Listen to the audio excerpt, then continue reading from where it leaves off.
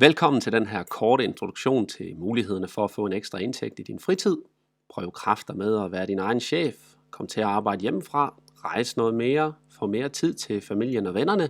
Få nogle nye venner og blive en del af et positivt fællesskab. Få noget personlig og faglig udvikling og gøre en forskel for andre. Du er blevet inviteret til at se den her video af en person, som mener, at du har nogle unikke evner og kvaliteter, der gør det muligt for dig at opnå noget af det her i samarbejde med os og den virksomhed, som vi har samarbejdet med. Jeg er gået fra helt almindelig ansat med et helt almindeligt liv. Det var mig for 2,5 år siden, da jeg var håndværker i Esbjerg. Jeg kørte derop i den her gamle bil, og når der ikke var arbejde på land, fløj jeg ud på en boreplatform, hvor jeg var væk fra venner og familie i 14 dage.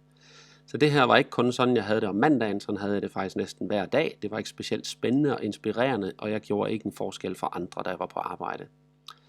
Jeg blev ramt af en karrierekrise. Jeg drømte om at få mere tid til det, der er allermest vigtigt for mig, nemlig mine børn.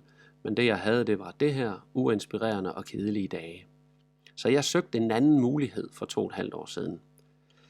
Vi skal selvfølgelig alle sammen tjene til dagen og vejen, og typisk er der 3 veje, vi kan gå. Vi kan enten have et job. Der er også mange, der drømmer om at være deres egen chef, så man kan starte selvstændig virksomhed fra bunden.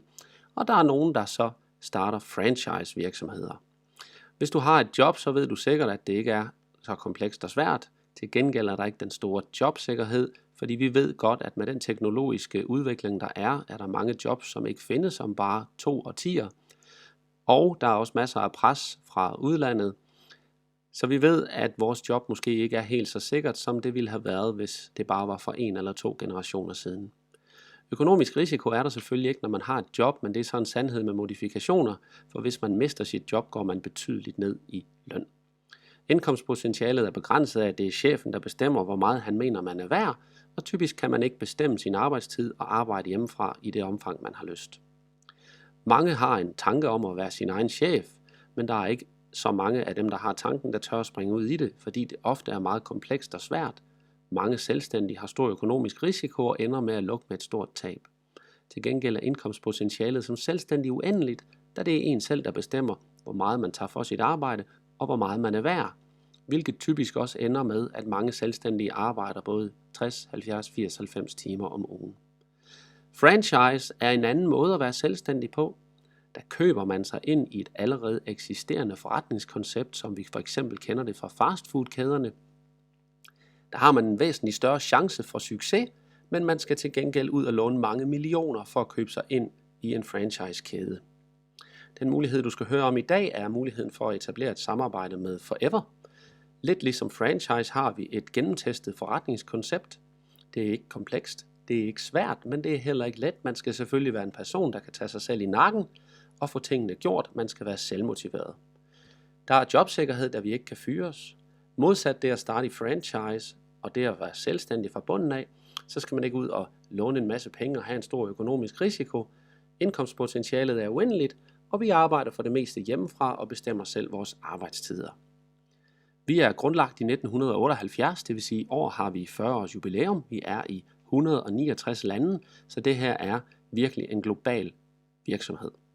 Vi er et privatejet selskab, som betyder, at der er ikke nogen investorer eller aktionærer, der trækker penge ud af firmaet hvert år. Derfor har vi også en stor egenkapital. Vi omsatte i 2015 for 20 milliarder kroner på verdensplan.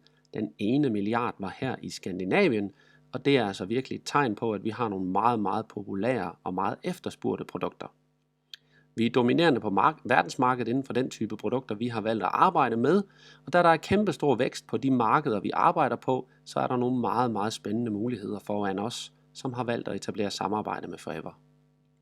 Det her er vores hovedkontor i Göteborg, hvor der sidder 60 fuldtidsansatte, som tager sig af alt det, som normalt ville være besværligt, hvis man skulle drive den her type virksomhed. De tager sig af alle produktrelaterede spørgsmål. De tager sig af kontakten med Fødevarestyrelsen, Skat og alle de andre myndigheder. Vi er verdensledere i aloe vera. Vi er simpelthen det firma i verden, der er størst inden for aloe vera. Som jeg sagde tidligere, så havde jeg en baggrund som håndværker, så det var ikke fordi aloe vera lå lige til højre benet for mig. Det var ikke noget, jeg havde overvejet, at jeg skulle arbejde med. Men jeg fandt ud af, at rigtig mange mennesker kender aloe vera i forvejen, og de kender det for noget godt. Vi dyrker uden brug af sprøjtemidler og pesticider. Det er geder, der står for ukrudtsbekæmpelsen, og vi bruger ingen kunstgødning, da det også er gederne, der laver gødningen, og skralden fra aloe veraen, efter vi har håndhøstet og håndfileteret den, ryger tilbage på marken som naturlig gødning. Hvorfor er det så, at Forever er blevet så stor en virksomhed? Det er fordi, vi arbejder med forbrugsvarer. Og når man arbejder med produkter, der løbende bliver tomme, så sikrer det et stort gensalg, som sikrer stabilitet.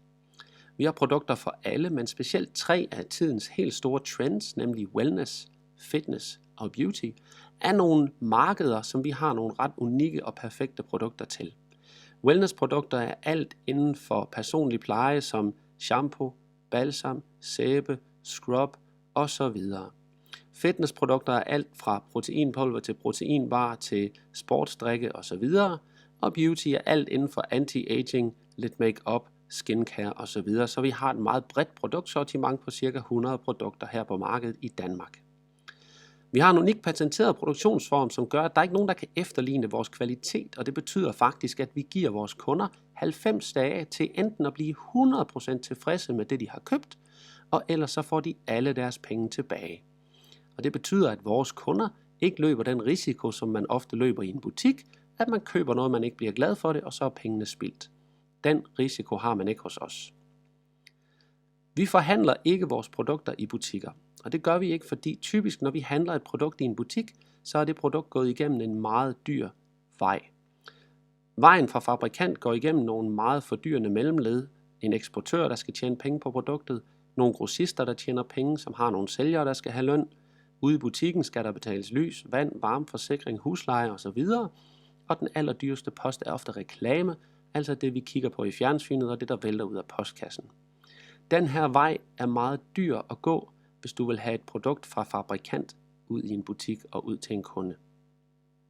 Faktisk så kan du spørge dig selv, om du får bedre kvalitet ved, at eksportøren og grossisten og sælgerne og butikkerne og reklamerne har en masse udgifter. Selvfølgelig gør vi ikke det. Så ofte er et produkt til 100 kroner har ikke kostet særlig meget at lave, og derfor kan man selvfølgelig heller ikke i butikkerne forvente at få fuld tilfredshed eller pengene retur.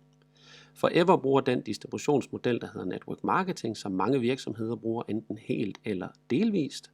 Min A-kasse for eksempel skriver på bagsiden af medlemsbladet, at hvis man henviser et nyt medlem, så får man en gave, typisk nogle glas eller en karaffel, og det er network marketing, at man anbefaler noget, man selv er glad for.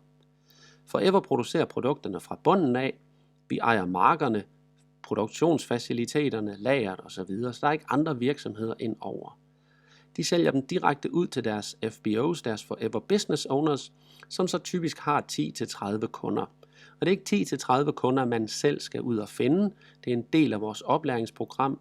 Igennem vores testede forretningsmodel ved vi nu, hvordan man finder kunderne. Har man 10-30 kunder, vil man typisk tjene 2, 3, 4 op til 6.000 kroner om måneden ved siden af sit almindelige arbejde på et sted mellem 5 og 10 timers indsats om ugen. Ikke nødvendigvis fra den første måned, da kunderne først skal bygges op, og mange bygger også væsentligt flere kunder. Så har man også muligheden for at give den her mulighed videre til andre. Og det betyder, at du kan invitere andre til at tage et kig på, om det kunne være noget for dem at arbejde med Forever i deres fritid. Hvis det spreder sig som ringe i vandet, når vi potentielt ud til mange kunder, hvis vi har 10-30 kunder hver. Af den her samlede omsætning vil Forever typisk lønne dig alt fra 6 til 10 og helt op til 33% af den samlede omsætning. Så hvad er det, vi gør? Vi anbefaler de produkter videre, vi selv er glade for, og skaber dermed en kundekreds. Hvis du har 20 kunder, som i gennemsnit handler for 500 kroner om måneden, så vil du have en ekstra indtægt i din fritid på 3500 kroner. Det er selvfølgelig ikke noget, der sker af sig selv. Man skal være lærervillig og villig til at arbejde for det, men det her vil være realistisk at opnå inden for 1 til 2 måneder, hvis du er villig til at gøre noget for det. Da produkterne løbende bliver tomme, kan du godt forvente, at den her omsætning den bibeholdes, hvis du følger vores måde at servicere og pleje kunderne på, så du vil have en fast månedlig indtægt, hvis du følger vores anvisninger. Du kan også invitere andre til at se muligheden og dermed skabe et team og hjælpe dem godt i gang. I det her tilfælde hjælper du 5 andre mennesker i gang med at købe produkterne direkte af Forever og opbygge deres kundegruppe. De kommer så til at tjene de her 3500 kroner, hvis vi følger det eksempel fra tidligere, og du får en bonus på den omsætning, som dit team skaber. Dermed får du lidt passiv indtægt. Samlet set er der 100 kunder i dit netværk, hvis de har 20 kunder hver, og du har dine egne 20 kunder. Når du har skabt et team, kan du også hjælpe dit team med at gøre det samme. Hvis du hjælper 5 nøglepersoner med at skabe et team på 5 forhandlere hver, 5 FBO's hver, og vi alle sammen går ud fra, at vi har 20 kunder hver, der hver især handler for 500 kroner om måneden, så vil der her i det her tilfælde være 600 kunders omsætning, som du potentielt kan blive lønnet af. Jeg vil gøre opmærksom på, at det her ikke er noget, der sker af sig selv. Det kræver en indsats over tid, men hvis man er villig til at arbejde for det, så vil jeg mene, at det her er muligt inden for 6-12 måneder med en målrettet indsats. Der er også mulighed for at få en bilbonus. Her ser du min kollega Mathias, som står ved siden af en Jaguar, som han har leaset for de penge, han får i bilbonus. Der er også mulighed for at få overskudsdeling, da Forever jo ikke er et aktieselskab eller investor ejet, så har Forever altså mulighed for at tage en del af overskuddet og dele dem ud til de FBO's, der hvert år har gjort en ekstraordinær indsats. Det her er FBO's fra Skandinavien, der i 2015 fik de her forskellige checks. Der er også mulighed for at komme ud på nogle betalte rejser. Jeg var her i oktober 2017 på Rock the Boat, en alt betalt tur fra Barcelona til Monte Carlo og til Rom på en af de 10 største krydstogtskibe i verden med alt betalt. En helt fantastisk tur. Du kan spørge dig selv, hvordan du får tid. Da jeg kiggede på det her, var jeg håndværker, og jeg kørte en hel time for at komme på arbejde, så jeg havde ikke særlig meget tid til rådighed. Jeg sov, jeg skulle passe mit arbejde, typisk var det også mere end 40 timer om ugen, og så havde jeg en times kørsel frem og tilbage. Så skulle jeg selvfølgelig også hjem og passe mit hjem og min familie, men alligevel, hvis du følger de her eksempler, så er der altså 30 timers potentiale. Hvis man i en periode kan skære ned for sit Netflix-forbrug og slukke lidt for computeren en gang imellem, så kan man sagtens afse 5-10 timer som en start til at få opbygget en kundegruppe og anbefale den her mulighed videre til andre mennesker. Det er enkelt at komme i gang. Du kan registrere dig helt gratis. Det koster ikke noget, og det forpligter ikke til noget. Man giver mulighed for, at du kan bestille produkter hjem til indkøbspris. Så kan du følge vores startguide, vores gennemtestede forretningsmodel. Vi vil lære dig op i, hvordan vi finder kunderne sammen med dig, hvordan du bliver god til kundepleje, og hvordan du får opbygget den her ekstra indtægt. Vi vil også lære dig, hvordan du bygger et team, hvis det er din ambition. Forever er et smart valg. Vi er et gammelt og stærkt brand. Vi er meget kompetente mennesker, der er klar til at hjælpe dig. Vi er i 169 lande, så det her er potentielt noget, der også kan sprede sig ud over de danske grænser. Vi har en kæmpestor omsætning, og kunderne har den bedste garanti i verden. Faktisk har vi som Forever Business Owners retten til at returnere alle ikke åbnede varer inden for 365 dage, hvis vi beslutter os for, at det alligevel ikke er noget for os. Så får vi endda 90% af vores indkøbspris tilbage. Så nu er mulighederne åbne for dig. Jeg vil anbefale dig, at du kontakter den person, som har inviteret dig til at se den her video. Få svar på dine spørgsmål.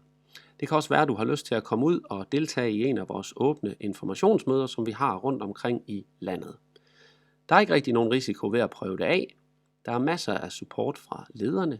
Du kan komme til at arbejde hjemmefra, muligvis komme ud og rejse noget mere, få noget mere tid til familien og vennerne, få nogle nye venner og blive en del af et positivt fællesskab, få noget personlig og faglig udvikling og gøre en forskel for andre.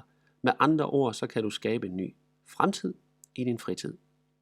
Min opfordring til dig, hvis du synes, det lyder lidt spændende, så tag kontakt til den person, der har inviteret dig til at se videoen, få svar på dine spørgsmål, og tag som sagt eventuelt ud til en af vores informationsmøder og hør noget mere om den her spændende mulighed. Tusind tak, fordi du kiggede med, og jeg håber, vi mødes en dag.